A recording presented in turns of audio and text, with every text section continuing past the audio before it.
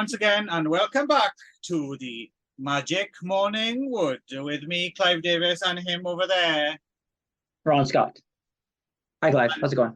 I'm very well. Yourself, Ron? Not bad. Yep. Brilliant. Good. Always the best bit of the show. Yes. So, natural algorithm machine on. You go. Yeah, there we go. Algorithm. That's the noise it makes. It goes algorithm. Yeah. And, Shitty movies, algorithm. And we're reacting to the pig fucking movie last time. And so we've chosen a film each with something in common with the pig fucking movie. And I did want to say that it was really good that you actually texted me and reminded me that I needed to have a movie to react to it and not to just react by trying to fuck a pig. So I was about to do that. I was like, oh right, I'm not supposed to actually fuck a pig. I'm supposed to choose a movie reacting to the pig fucking movie. So, yeah, no, I don't want the police at my door again, Ron. Yes. Or the farmer. Thanks for reminding me. Keep that bloody Ron away from my pigs. Because, of course, farmers in Japan speak with a West Country accent for some reason. My pigs. Around the world, farmers speak in that accent. Doesn't matter where they're from. So I went the route of good old bestiality was my connective tissue. And I chose the 2006 documentary. I suppose you could call it a kind of glorified Saigon reconstruction drama, actually. So I felt very much at home with. Maybe you want to. Maybe do you need to explain what a Saigon means for those people who are listening? Yeah, so a Saigon is what the Japanese call a reconstruction drama. You know, the kind of thing where they do like a dramatic reconstruction of a real life crime. Are they in North America? We call it reenactments.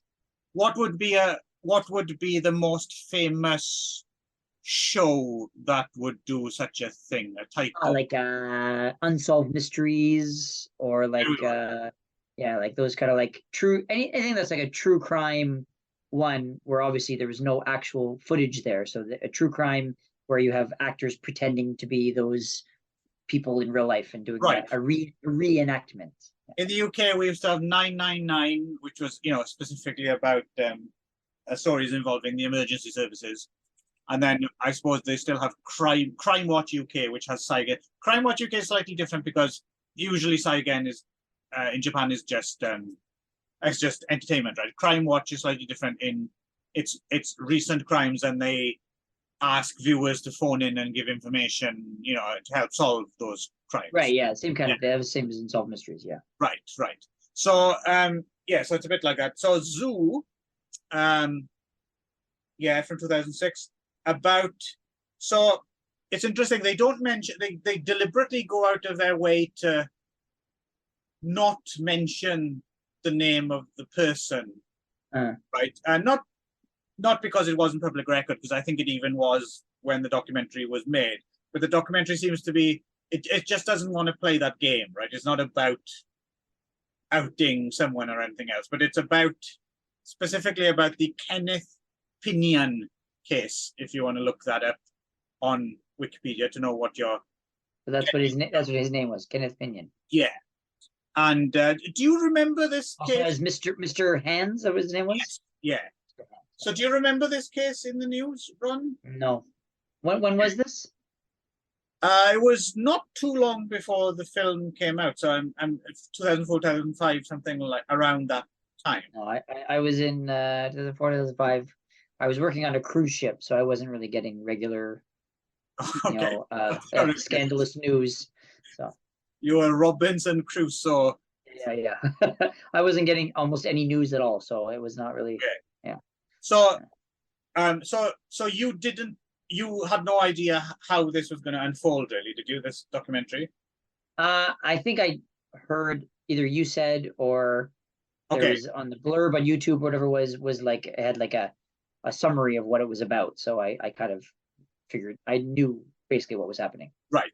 But it has to be said that if you do go into this documentary cold, it does kind of drip feed you the information right. It doesn't come full out the gate and it say what it's about. I think drip feed is probably an exaggeration. Well, what's smaller than a drip feed?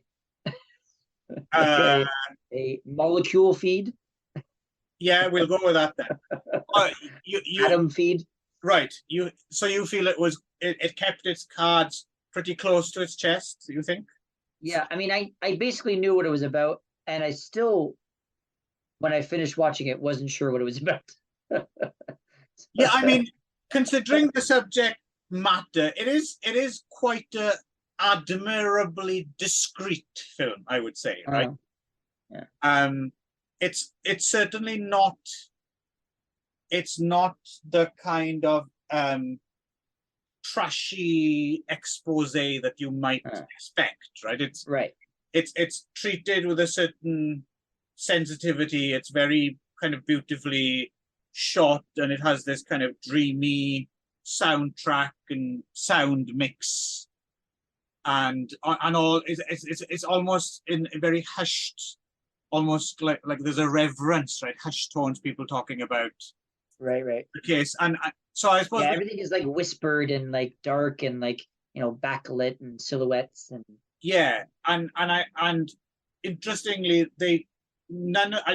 I think there might be 2 or 3 of the real life people actually do provide their voices, I think, but are unseen on camera, and then other people read out, I think, other people's kind of testaments about what happened.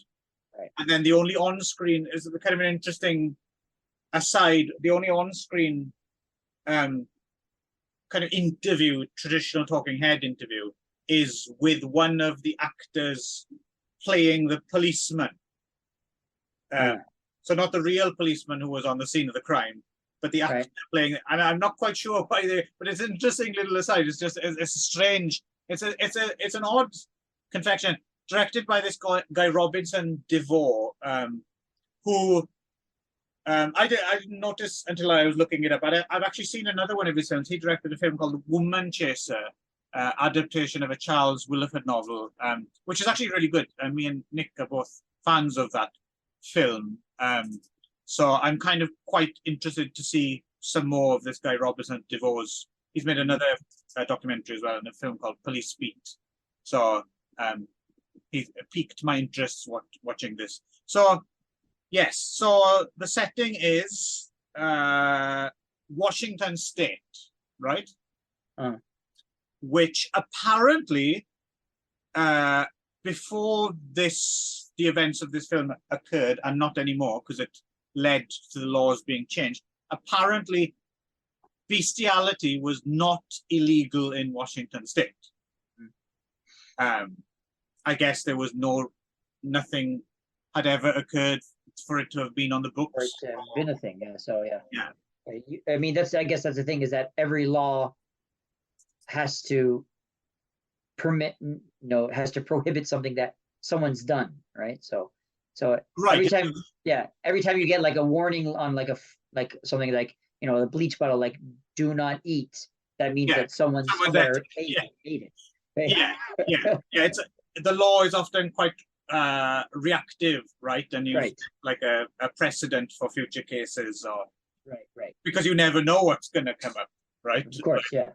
You don't know what law you need to make. So basically we're drip fed or molecule fed, and we hear from various people, all men. I don't think there's any women, right? All men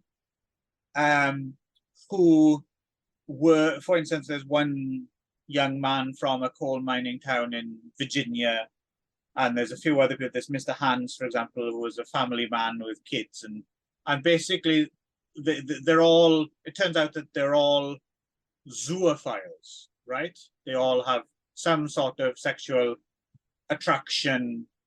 Although it's interesting that they be focused mostly on horses, though.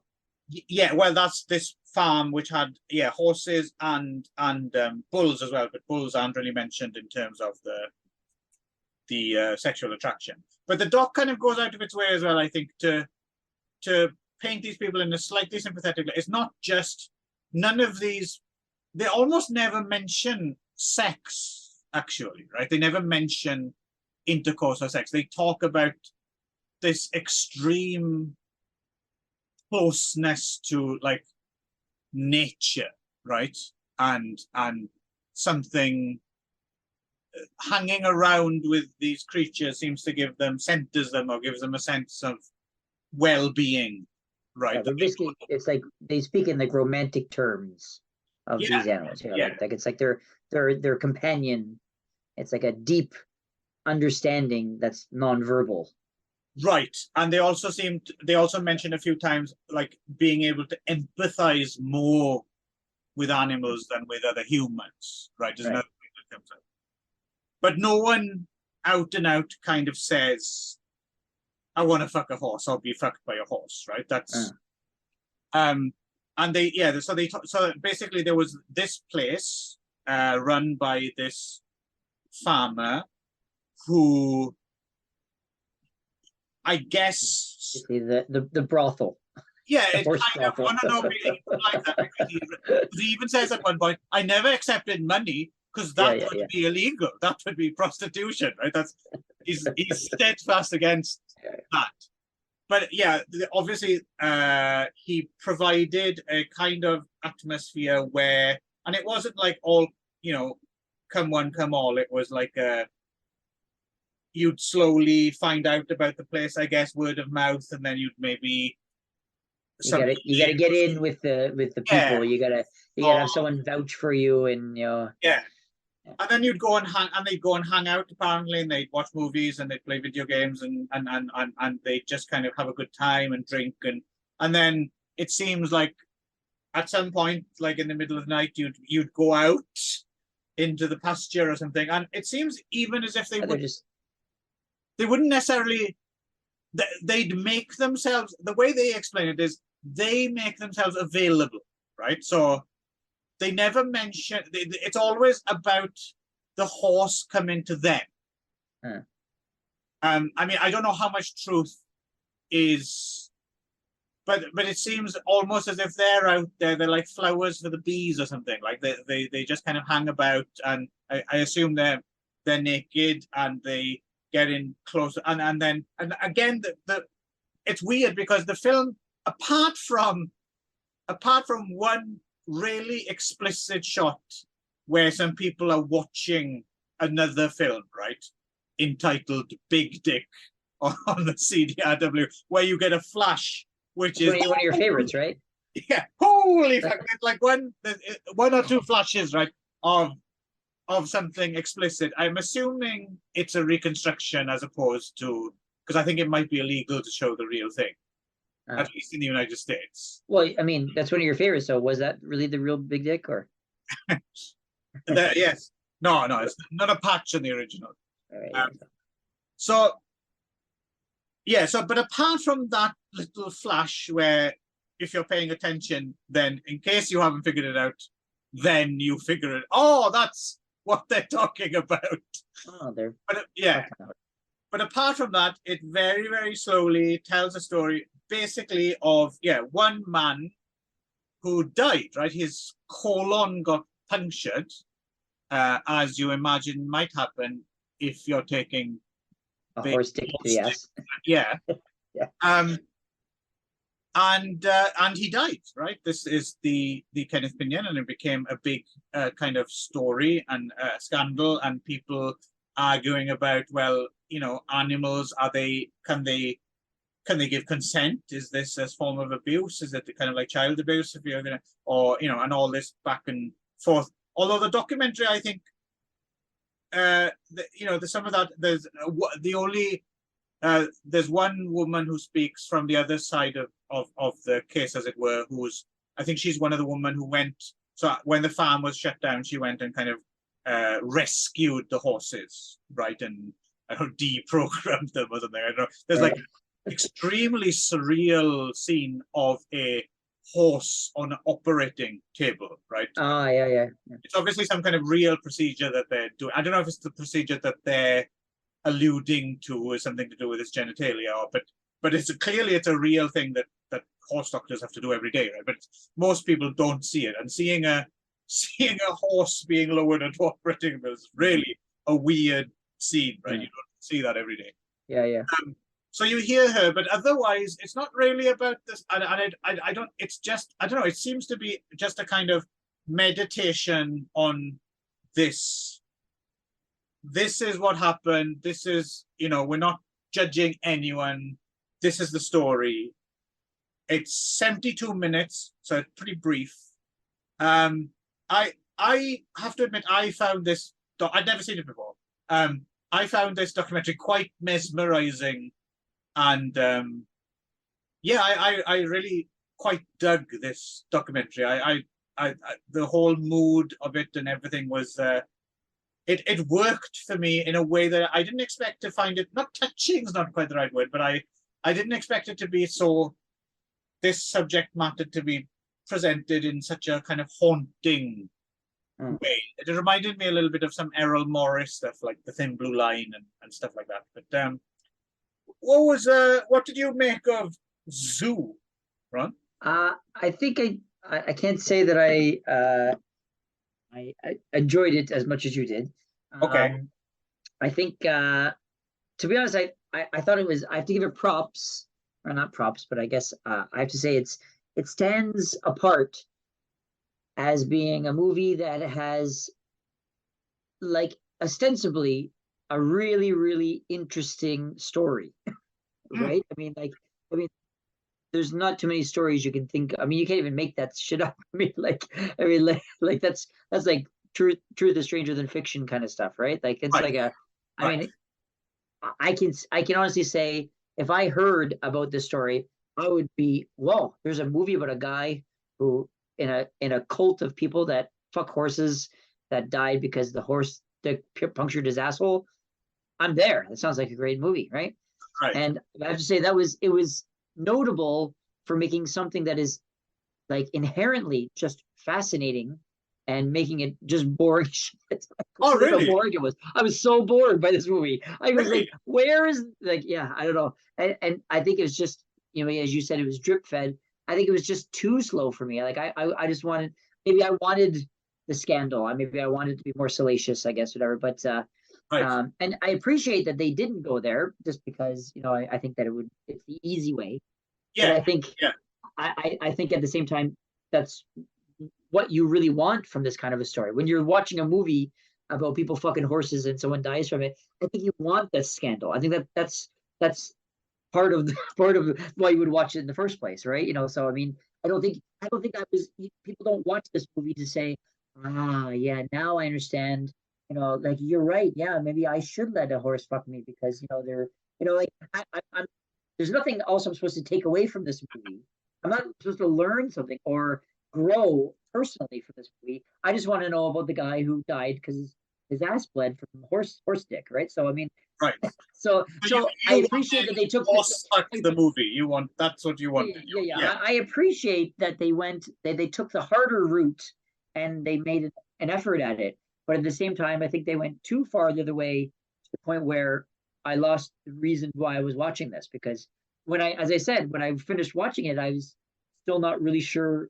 I knew what it was about, but I still didn't know that the movie was about that because it was so slow and so like overly nuanced. I thought it was kind of unnecessarily nuanced. That it was sort of like I was like, was it really even about that? Like I'm not even sure what I was supposed to take away from it. So yeah, I was kind of bored, to be honest. It seems as if what I found kind of haunting struck you as a little bit overly coy or something. Yeah, I think it was a little bit too like I don't know. Yeah, maybe coy is the right word, but yeah, it's sort of like a little bit like a trying to be clever. I thought it was sort of trying to try like, oh, like I'm going to do this a different way. I'm sure everybody else would want to do like this. I'm going to take the story about the horse fuckers and I'm going to do something unique with it, right? Look at me, right? I just see it a little bit like a little too, film school for me. I think a little bit. So the thing is, it's such an outrageous premise, though, and like I said, surely at least that one shot kind of gave you what you want, right? I mean, yeah, I guess, but yeah, I'm not quite sure how much more ramped up it. I mean, I don't know what the ramped up tabloid version of this would look like. Yeah, I don't know either. I'm not really sure what I wanted, but I just felt unsatisfied after this one. I felt a little bit like, You so feel what? as if you only got the tip with a horse cock, and I got the horse. you're cold on to have been punched. I needed the whole shaft for this one. I needed more. Yeah, I needed more girth. Yes, you are a robust man. Oh, okay, that's kind of interesting. Because it is, it is pretty short as well, 72 minutes. Yeah. Even 72 minutes. I kept like, God, when is this gonna like? When do they get to the horse fucking? Right? It's like 45 minutes in before they even can get any indication what it's about. I know if I had watched this movie without knowing what it was about, I would have been even more bored because I was like, what? This movie is not about anything. It's just these. Yeah, this is one of the rare episodes of Magic Morning Wood, I think, where you're the sleazy one. This. The thing is, I don't. When I talk about sleaze, I wanted appropriate sleaze for the content matter. Like it felt.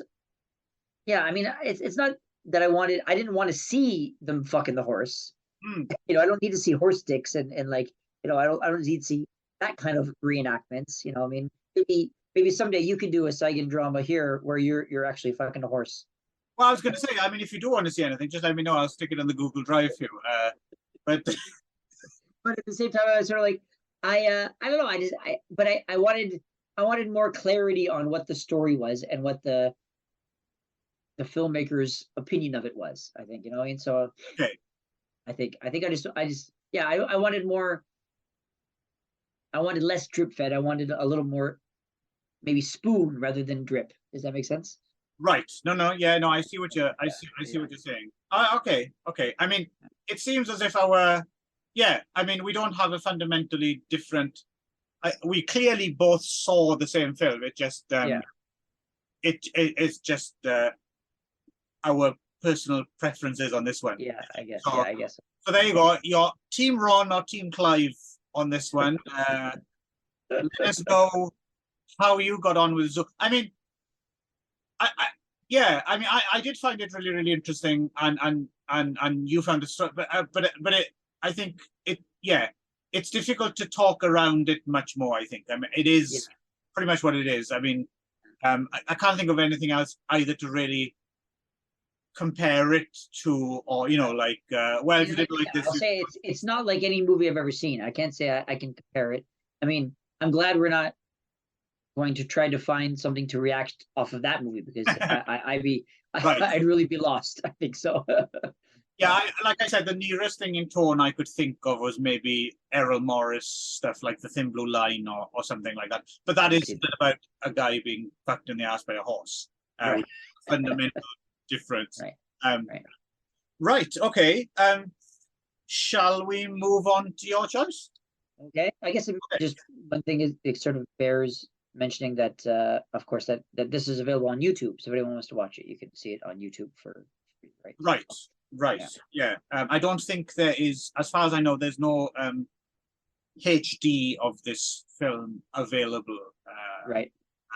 Be interesting. I don't know if anyone wants to see that particular reveal in HD, as brief as it is. But like we said, I mean, if you want to see that kind of thing, there's certain parts of the world where you can see that kind of thing without fear of the law breaking in. So, go on holiday to Scandinavia and go down to the shop. I think one last thing, I have a question for you. Like, what do you think of this group of people?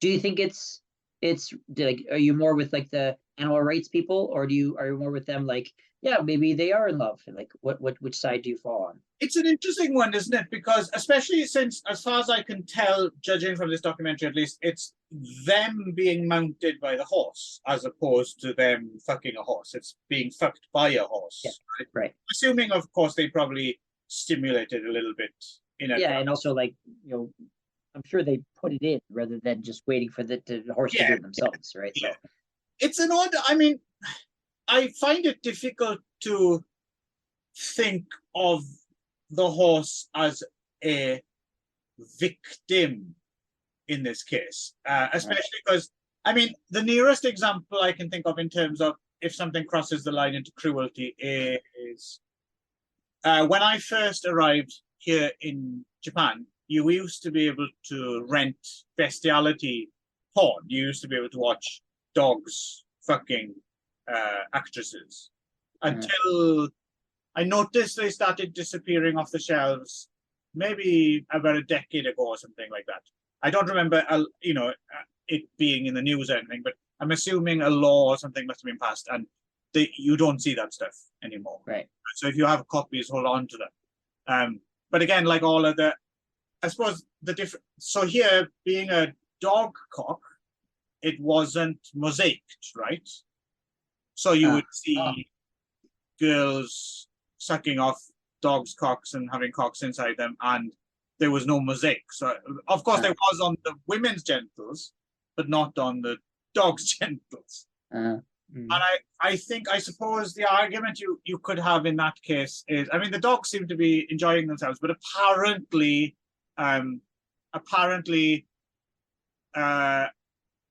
making a dog ejaculate several times in a day apparently is not very good for their health. So there's an argument to be made there that you could argue that there's a level of animal cruelty if someone's hiring out their dog for, dog fucking videos every day or several times a week or whatever. But in this case, it seems as if, they were waiting until the horse came to them. And I mean,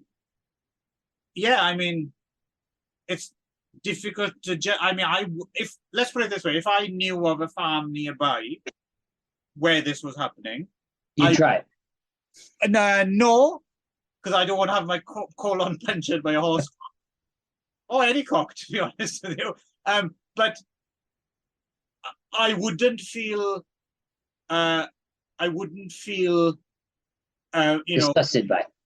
Well, I wouldn't feel more than that. I wouldn't feel moved to make a moral decision to call the police or something like that.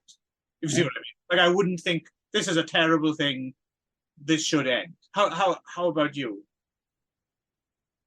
I think I fall more on the side of that that they're not really sentient enough to be able to have consent. I think, because I'd say it's kind of like, having sex with like this is a bad metaphor, but having sex with someone with like a mental disorder, right? Not saying that people with mental disorders are animals or horses, You but heard at the it same here time, first. Ron Scott said it. but what I'm saying is that, maybe once you're doing it with someone with a mental disorder or a developmental disability, maybe they think it feels nice, but at the same time, they're not doing it because they chose to. It's sort of like it's, So I err on the side of don't rape, I think. So. I agree with you in so much. I'm not saying that what I was saying means it counts as consent. I think it does. I think it's still not consent. I suppose the thing is well, does it matter? Because a horse doesn't consent to being, ridden to death, or that's true. or all sorts of animals don't consent to all sorts of things. Right. We do to them, right? Right. And I'm wondering if, sticking your cock up a man's asshole is the worst thing a horse would be asked to do. They might be, that's the least. Right. I'm sure if you asked like a pig, would you prefer to be fucked or killed and eaten? Probably they pick the fucked, right? So. Right, exactly, yeah. So I just find it a little bit, I suppose the people who are up in arms about it, it strikes me as a little, it's more about them than the horses. There seems to be a element of virtue signaling there or something like that, or to be seen to do the right thing, or but I could be wrong. Anyway, it hasn't come up so far in my life that I've had to make the decision. So until if you were like at a party and they were, passing around like a chicken. Others were doing it. And all the cool kids are fucking this chicken. Would you do it? A chicken? Everybody. Anyway, Um, I don't know. I've never really had a good look at a chicken's bits. I don't know. I'd have to have a I was thinking something handheld that you could pass around the room. right. It was like, like a horse fucking party. Like you went to like some party and it's like, hey, you guys are having fun. You're playing video games or whatever it is that you guys are there. You're drinking, watch movies, and then the guy goes over and goes, so you down to party? No, And you're like, yeah, I'd like to have fun. So usually at this time of the night we go out and we fuck horses. This in? is what we're all here Are you in or are you out? Yeah, this is what we're all here for, right? Like, they can play video games around someone else's house, right? They can only do this here, right? But if you didn't know that it was like, and then suddenly, would you be in? Was that, yeah, I could try that, or would you like fuck you, and would you storm out? I suppose what surprises me most about it, there has to be a strong element of desire because just the thought of having something that large attached to anything shoved up your ass is scary, right? Yeah. And I would imagine even as the tip starts to go in, you must be in a certain amount of pain or so there must be a really strong desire to do it or like most people don't have it, and therefore, shall I shove this up your ass? No, thank you. It's a fairly straightforward question, right? So there must be something to zoophilia is clearly a thing. Otherwise, they wouldn't do it, right? Yeah. I mean, they could have just fucked each other, right? So I mean, like if they wanted. Exactly, it's not about that. They clearly it's this connection, right? And it'd be interesting to see if anyone's in other animals, and also the other way around, not being fucking the animal, like fucking the animal. Yeah. So I mean, I don't know if there's a distinction between like having an animal fuck you and fucking the animal, right? So there's probably like a more of I don't know if there's a level of consent there. I mean, like I guess you could still rape a man by I mean that's the thing is men can rape women because they don't have to have them stimulated, but to rape a man you have to have him stimulated, right? So I think the idea of raping a man, sorry, moving away from bestiality for a second, it's harder to get your head around because there has to be a level of sexual arousement. The man has to be sexually aroused to have a penis to rape in the first place, right? To have a erect penis, right? Oh, I see. The rape. You know I mean? The rapee. So that's why if a man is claiming to be raped by a woman, it's harder to believe them because they have to you have to be aroused to be raped, right? You can't just rape a man with a soft cock, right? So I don't know if there's like a subtle difference there, right? But of course, maybe you can. I don't know. I don't know the ins and outs of this. So I guess that sort of subtle difference can go to animals, which is like animals have no control over you sticking your dick in their ass, but if you're stimulating them and making their dick go into your ass, is that different? I mean, I don't know. Like, is it? I could edit this so badly for you. You what? I could edit this so badly for you. Anyway, if you've been affected by any of the issues in this week's edition of Magic Morning Wood, call 090 horse fuck. we delve here at the Magic Morning Wood, we delve into the serious issues. Yes. Like is it wrong to fuck horses or to let horses fuck you or be fucked by horse? Right. So if you think there's a difference, let us know. Zoo treated this topic with a lot more sensitivity than we did. It makes me so sick. Oh, what you doing? What's it look like I'm doing? Cutting this out. What are you cutting that out for?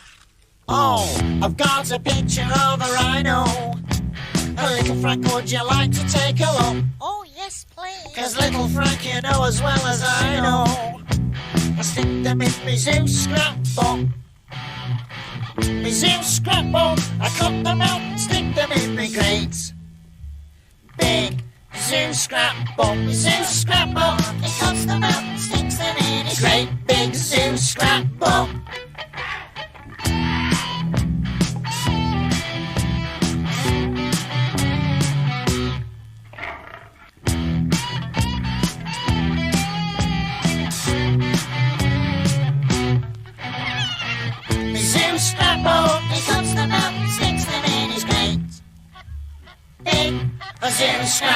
A zoo scrapbook, he cuts them out and sticks them in his grave. scrapbook. I've got a picture of a llama, but I'm not going to stick it in.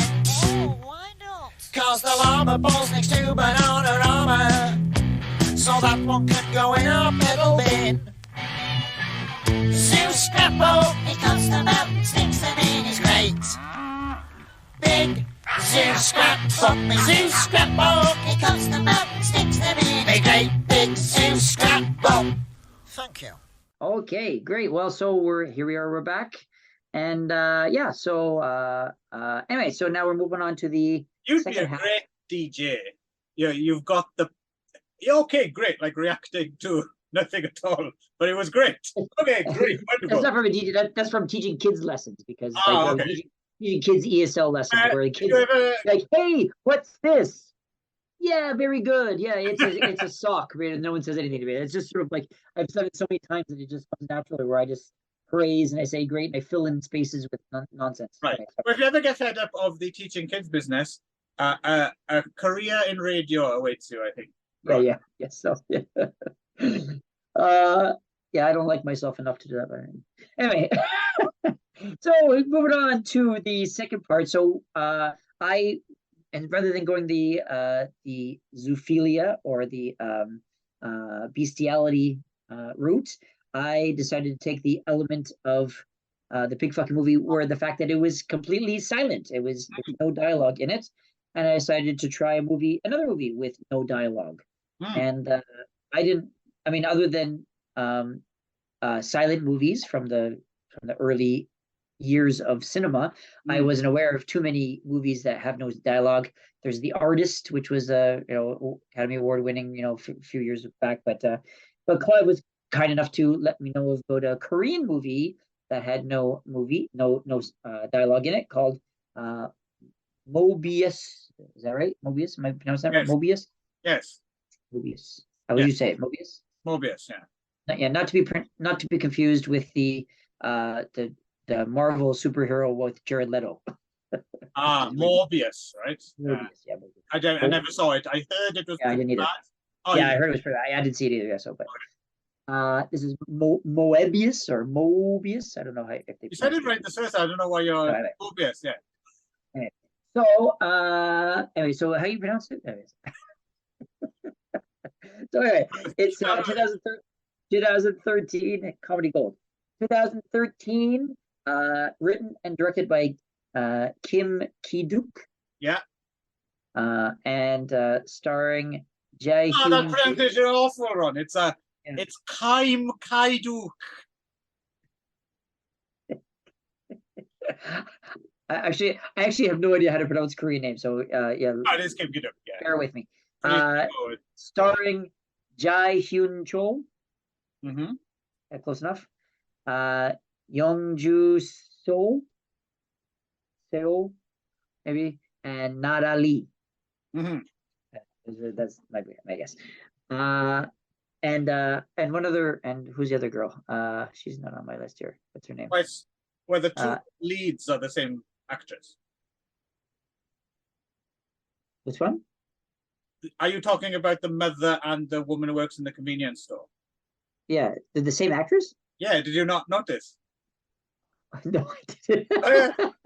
Yes, the same actress, and she's just wearing a wig as the mother. Oh, okay, yes. Anyway, yes, okay, yes. To be fair, I didn't notice until about halfway through the film.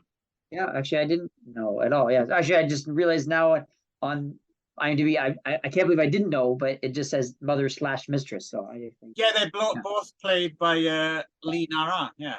Yeah. So well, good for her. She did it quite differently enough that you couldn't tell the difference. So. Yeah. Okay. Well, anyway, yes. So you were both thinking, wow, they found two actresses with nice racks. Well, I'm sure there's more than that, more than two. Yeah, they didn't look the same though. So anyway, this shows how terrible. It just shows me how stupid I am. Anyway, am I supposed to rush in here and say no, Ron? Because I'm not going to. No, I'm dumb. Oh, okay. It's a fact. No more fishing. Yeah. So anyway, I'm struggling how to explain What happened? This story. Yeah. All I gotta say before I go into the summary for this, man, those South Koreans swing for the fences.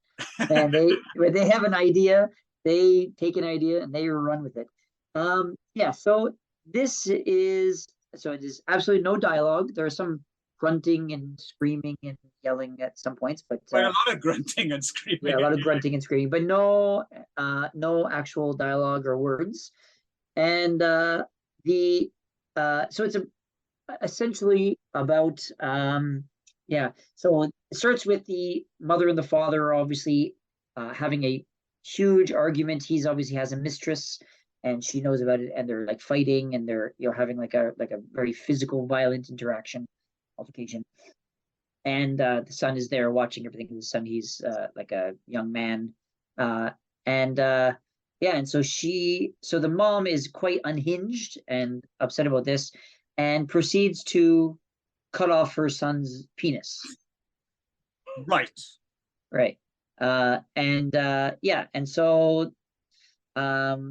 Yes, and so almost as to, because she sort of, you get the impression that she sort of hates men and wants her to protect her son from being this kind of like horrible man that she first attempted. So we know he's having an affair with this woman who works in like this convenience store,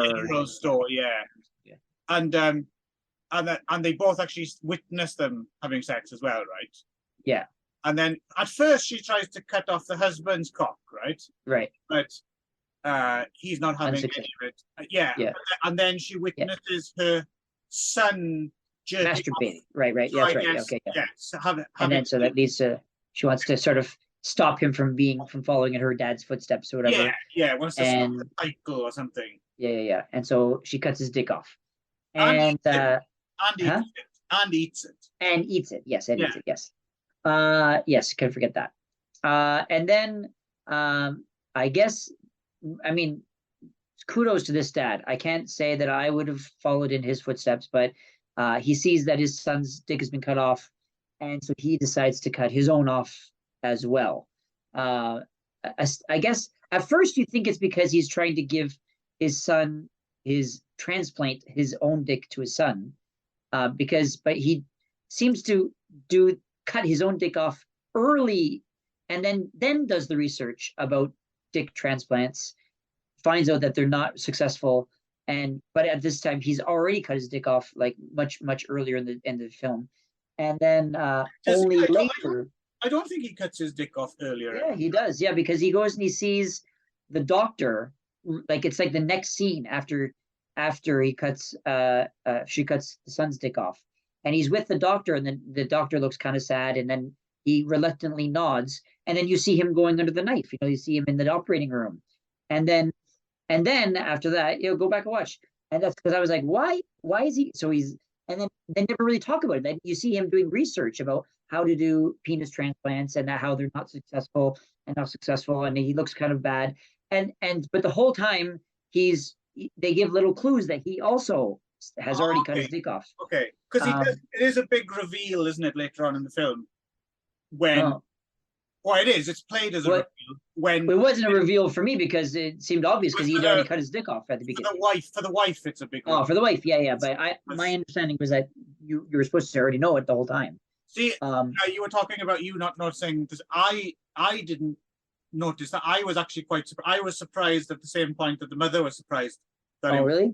Yeah, I hadn't given it any thought as to where the transplanted dick came from. I thought they must have got just someone, they called it, we got a dick in, come quickly. Well, that's how you would do it, or you would wait until, yes, absolutely, we can do it now, cut my dick off and give it to my son immediately. But he does it at the beginning of the movie, which didn't really make any sense to me, because what have they been keeping it on ice for months and months and months? I mean, I don't know why he would immediately do it, right?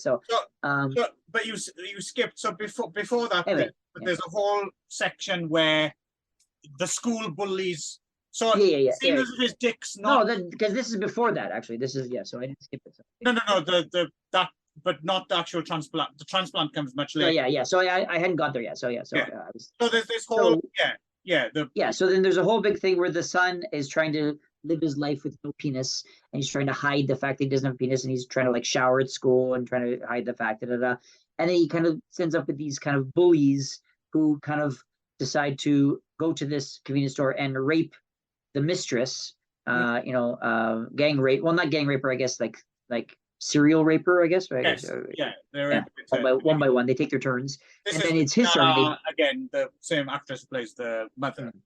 Oh, right, yeah, of course I knew that, right? So, so then it gets to his turn, and so they force him to go in and rape her, which is sort of a new form of bullying. I've never seen that before, or you are forced to rape someone. And but of course he doesn't have a penis, and he doesn't want them to know, so he pretends to rape her. But you also get the impression that he's also sort of in love with her, or at least lusts after her. Yeah, with his father, right? And right, it's not that uncommon actually. The raping someone in numbers thing, because I think it's the idea is that everyone's complicit in the crime kind of thing. Well, so, yeah, I guess, but anyway, so yeah, so he and so then they don't find out, and then eventually they find out later that he didn't have a dick the whole time, and then when they get arrested, and right. They all get arrested and taken in, and then the dad comes in and obviously is meaning to explain that, well, my son couldn't have done this because he doesn't have a penis, and then they find out, and they all kind of pull his pants down in the middle of the police station and find out, and then there's a revenge plot where the main guy who's behind the rape, they find him and cut his dick off and throw it under a bus, and the bus runs over it, or a car runs over it.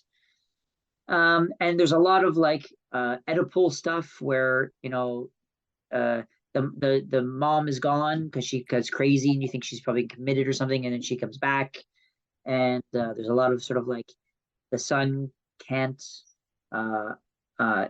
get hard unless he's it's with the mom, and then so the whole thing is like the dad trying to figure out. Yeah, and that's the other reason why I knew that the dad didn't have a penis, was because he was trying to figure out how to get an orgasm without masturbating. Right. That's what the whole thing with the Rock was. So that's why he was doing the thing with the Rock, was because he didn't have the penis. For some reason, I thought he was just trying to help his son out. Well, no, I think he was doing it for himself, realized that it worked, and then told his son about it, right? So that's why he was doing it. This is a very peculiar. This is the part of the film that not exactly lost me a little bit, but I couldn't quite relate to it. So according to this, so he's online and he finds some kind of website which is something like the whole body is a genital, right? Yeah. And somehow scraping your foot with a pumice stone until it bleeds. He seems to have been getting some kind of orgasm. Gives you an orgasm, yeah. So it's the idea that the pain comes. Yeah, it's sort of like, you do it, and there's an orgasm, and then it's really painful, right? So and the thing is, I'm not quite sure if I buy this. Yeah. So I guess it's just, I mean, there's a lot of stuff in this movie I don't think you're supposed to buy. I mean, we'll get to it later. We'll discuss what we might think. That obviously it's part of a sort of metaphor, right? But still, it's kind of a bit of a glaring hole, because, for instance, I suffer from athlete's foot, right? And I occasionally scratch my toes too much until they bleed. It doesn't feel good. I mean, scratching the itch feels good, but as soon as it starts getting painful, it's not. I didn't buy it either, but I'm not going to try it. Let's put it that way. But anyway, in the world of this film, it's supposed to be this sort of revelation that if you use a pumice stone and on this particular part of your foot, I guess, because he uses a different prayers too, right? That you get an orgasm, and he tries it and it works. And then he tells, which is another reason why I knew he didn't have a penis, because this is why he was doing it in the first place. And so he does this a few times, and there's lots of stuff with the mistress where the son keeps showing up, and they're trying to have, like, that she kind of he turns the first time he goes back to her after he gets out of prison. She kind of which is another thing I didn't understand why he even went to prison in the first place, because they proved that he didn't have a penis, that he didn't rape her. I suppose he was still part of the assault, right? Right. And and he didn't report the crime as well, right? So that makes you kind of an accessory. I And he guess, gets yeah. out earlier than the other person as well, I suppose. So Right. it kind of makes sense. That's the least kind of nonsensical thing, I think. But yeah, he frustrates himself in front of her, and he kind of stabs him, right? She Yeah, stabs she stabs him in the back, like literally, Yeah. like, yeah. and And then then moves it around, and that's supposed to be also like a pleasure through pain thing. yeah. Where he, like she wiggles the knife in the wound, Yeah, and so he gets an while- orgasm from that, while which he's I also in don't pri- buy.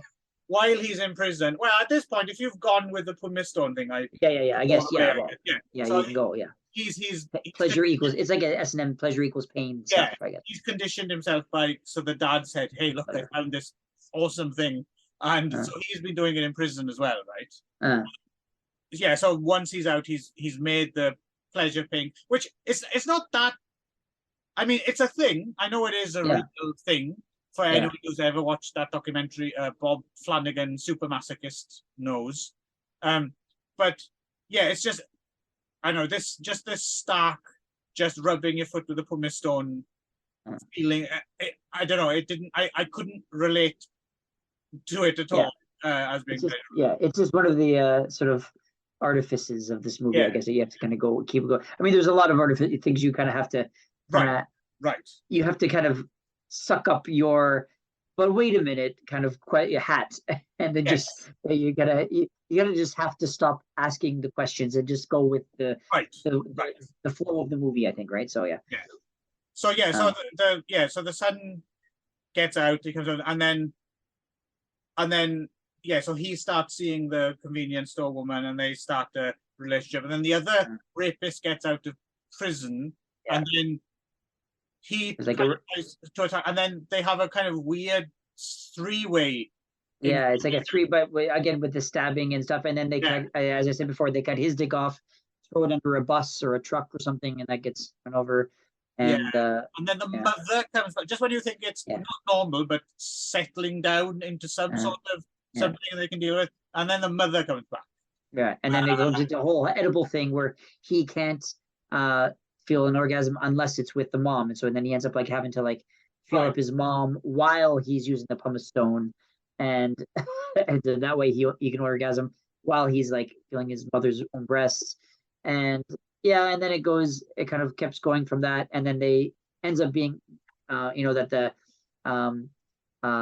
then she realizes that the dad has already cut his dick off, and then it becomes a sort of like hate, love, sex stuff happening, and then finally she tries to we forgot to mention that the son does get a transplant, a penis transplant, and he gets a new penis, and then ends up basically like he sees his son masturbating while filling up his mother's breast, and then decides he's going to cut the new dick off. Right. Yeah, and then no one wants this dick. It's poor kid. It was trying to get two different dicks cut off, and then it keeps going like that, and then ends up in like this sort of murder suicide where the I think it's a double suicide. I think, isn't it? The mother and the father. Spoilers, by the way. And then and then the kid cuts his own dick. Yeah, cuts his own dick off again, and then becomes this sort of like I don't know. Was he supposed to be? Did he was just supposed to be doing like the Buddhist thing with the statue in the window? I think was that supposed to be? He's found Buddhist contentment, right? Because there's Buddhism symbols all the way through where there's like they pray to the symbol, like there was like a Buddhist statue in like a window. This guy was praying on the street to the one, and another one that's like they've got like a shrine in their house, and then the Buddhist statue gets knocked off at one point. And, that's a very Kim Ki-duk thing. Is the Buddhist? I don't know if you've seen any of the other films, but no, he's dead now. He died a couple of years ago of COVID when he was he was traveling through Latvia, and he caught COVID, and apparently it was very recoverable, but he was in a part of the world which didn't have very good healthcare, and he died just prior to his 60th birthday. Just before that as well, he was one of the people targeted by the Me Too movement. A lot of actresses had accused him of some sort of sexual shenanigans and wanted bad behavior. Yeah. So he was. Yeah. So we'll never know because he's dead now. But yeah. Anyway. This thing is in a lot of his films. It's one of his foibles that he would return to again. Right. So anyway, and of course, it bears mentioning that again, the whole story, all 2 hours of it, is not a single word of dialogue. It's like an hour and a half. Well, I think it was 1:45 or something. Right? No, no, it's 1.5. I checked. I think it's 1:45. It's not, unless you saw a rare director's cut no one else has seen. Okay. Anyway, all 2 hours of it is the whole thing has no dialogue. Anyway, regardless of how long it was, hour and a half, has no dialogue in it and tells the whole story through like, sort of setting up like oh they're talking behind the glass, the camera's outside the glass watching them talk, or it's sort of like unspoken things happening, or that you've just the scene has just started after they stop talking and they're just sitting with what they've said, or that the words are not necessary. So and I have to be honest, I found it, I thought he was pretty inventive in finding reasons to not have dialogue. It does start to get a little tired after a while. Oh no, I didn't mind it, but sorry, let me finish. That it's not that the tired, but that it a couple times it started to get a little bit of a stretch. Like I don't really believe it as much here. I feel like they would have said something here, and that it didn't. It felt like the fact that there was no words felt a little bit unnatural. But I did think he did a pretty good job with explaining why there was no dialogue, or making you feel like you didn't need the dialogue. But at least there's no trouble understanding the story. I think that's the thing, as convoluted as it is, right? So I don't think they were necessarily trying to make it seem natural, although it has to be said that the performances are very good and they managed to convey it without histrionics and going over the top, by and large. Well, but I don't think it's about. I don't know if it's about being natural. The only thing I found a problem was if you're considering it like an experiment. The way it kind of cheated in a way was when you read things on the internet, which are all in English, and they had Korean subtitles for Korean audiences. Yeah. I thought that was odd that all of the websites were all in English. And it was terrible English too. You could tell that they'd used the Google Translate from whatever. But if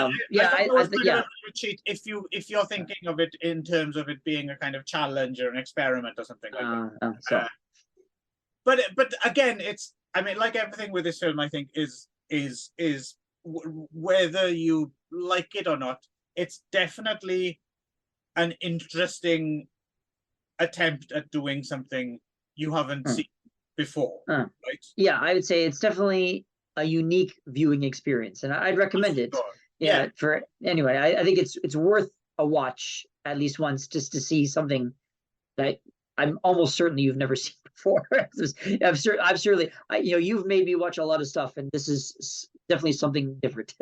So it's interesting as well, because I think what I liked about it is, and I've seen a few Kim Ki-duk movies now, and one in particular I think I would recommend for you is it's called Spring, Summer, Autumn, Winter, ellipses, Spring, starring the old dude from Squid Game, years before he was in Squid Game, actually. He just got Me Too, actually. Oh yeah, he did. Yeah. So I don't know if him and Kim Ki-duk were in cahoots. Yeah, in cahoots, yeah. Yeah, but that's a brilliant film, and very different from this one in a way, but also with very similar concerns about Buddhism and the cycle of life and stuff like that.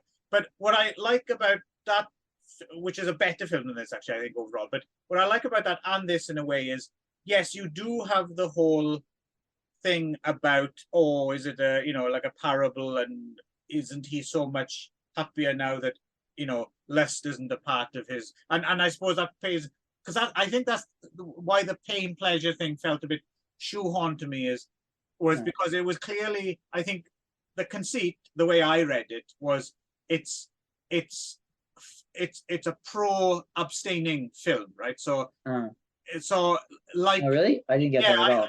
I think I got is like even if you don't, is that you need to get that orgasm no matter whether you have a genitalia or not.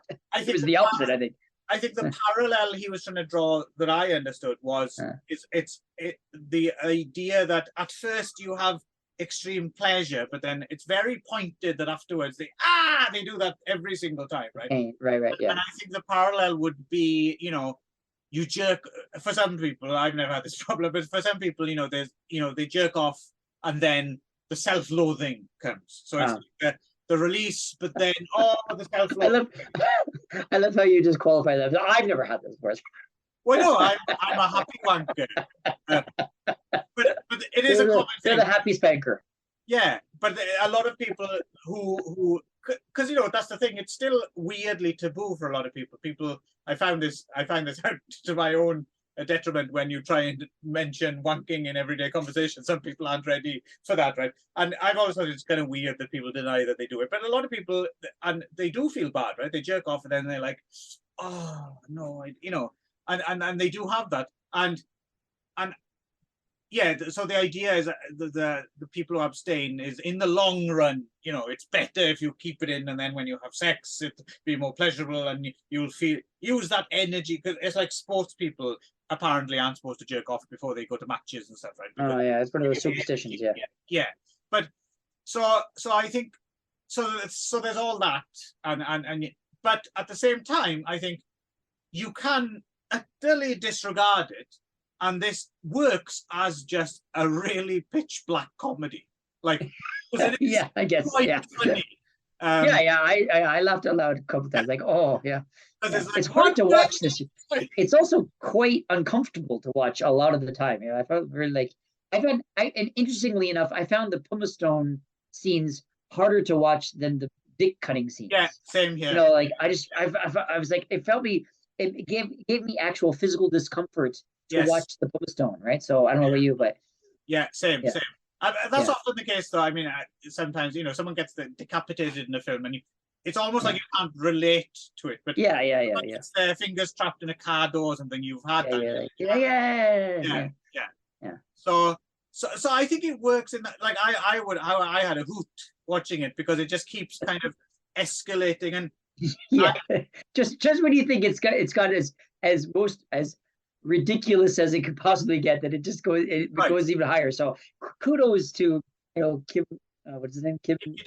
Well, but also that, he swung for the fences, and so. Yeah. But also it still manages to keep it this right side of the line, right? It's never full on silly. Like it edges on being silly. You never get exasperated. For fuck's sake. You're always with it, right? To the end, I think. So it's an interesting viewing, even if it's not necessarily maybe one of his best films or classic or something. It's definitely, like you said, like you should take a look and see how you. I mean, I can't imagine. I suppose obviously there are people who would hate this film. Oh, for sure there would be. but I find it difficult putting myself into the head of someone who would hate. Do you know what I mean? Like for me, like no matter where it goes, it's different. I don't know where it's going. It's unusual. What kind of person would actively like? I think that there's two types of people that would actively dislike this movie that I could see. The first would be like I guess what they call them snowflakes these days, the ones that are like looking to be offended by anything, right? So like they're like, oh, that's such an offensive thing to do. I mean, like it rides the line of offensive, right? Of offense, right? So which I think people who are looking for something to be offended by could find something. And I think also you get like the same people that are frustrated or refuse to watch movies with subtitles because they're too lazy to read while they're watching the movie. Those are the same people that wouldn't want to spend the mental effort to figure out what's going on without having the dialogue to help them, right? So I think those are the main people, the people who are kind of lazy or actively looking for something to be angry about, right? So I think in general, it's a really interesting and relatively successful experiment. Yes. You know, I think I think it's you know exactly what he set out to do, and for the most part, I think he did it right. I think it was. I mean, you buy into the conceit of it. You know, you get, you know, you don't. I mean, as I said, there's a couple times where I felt like I don't really buy that. There's no dialogue here, but for the most part, I thought it was. I never but I never needed the dialogue. That's the thing, right? So I think that was the point. Yeah. Also, I think it's worth pointing out, because sometimes with these kind of like a one-take film or something, you know, sometimes a gimmick. To like, is it a gimmick or not? And I was thinking, well, I think the film would still be interesting if people spoke. I think that's the trick to it, right? Like, imagine this film, but with everyone shouting at each other and saying things. Right. And Kim Ki-duk's films, the other ones that I've seen, are kind of sparse with dialogue anyway. So I don't think you'd have over exposition. You just have people saying things when they need to or when it would feel natural. I think it would still work as a kind of outrageous, kind of unusual story. Yeah, but I think it's an interesting, a great experiment, because, you know, having gone to theater school and acting school and stuff like that, you know that there's a lot of like in the, you know, between the lines, you know, like it's all the nonverbal and it's the subtext, you know what I mean? And it was really interesting to have a movie where it was all subtext. It was all, you know, just like you have to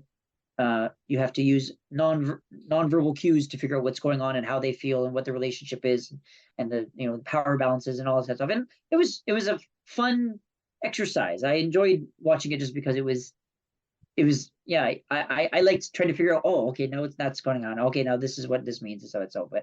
So I thought it was a good fun watch, but good for him.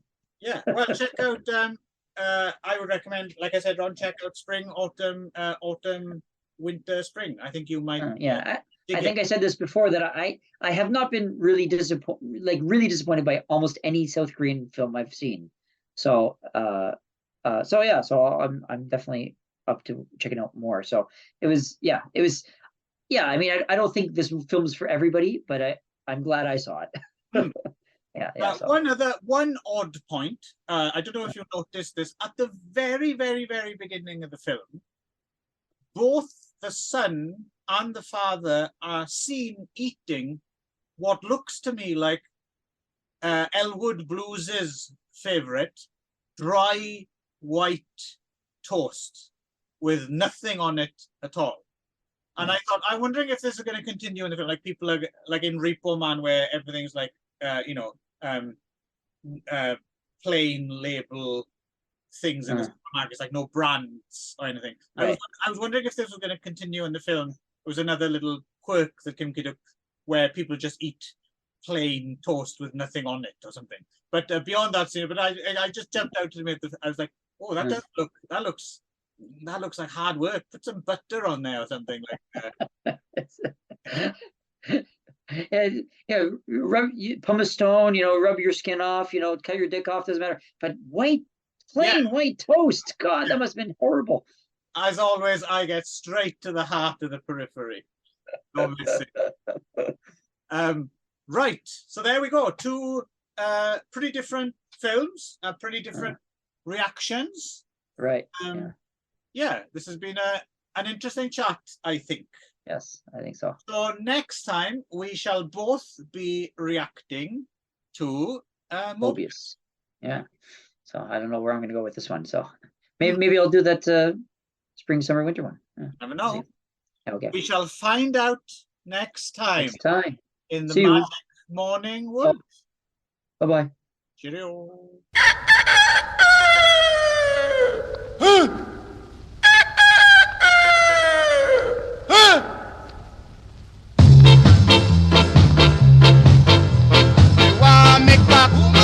Kill me cock, because you have me cock. I feel me cock, me want me cock. I feel me cock. Stop, would I play you a play? Me want rose fowl, give me supper tonight. Because you have rose fowl, and no one give me.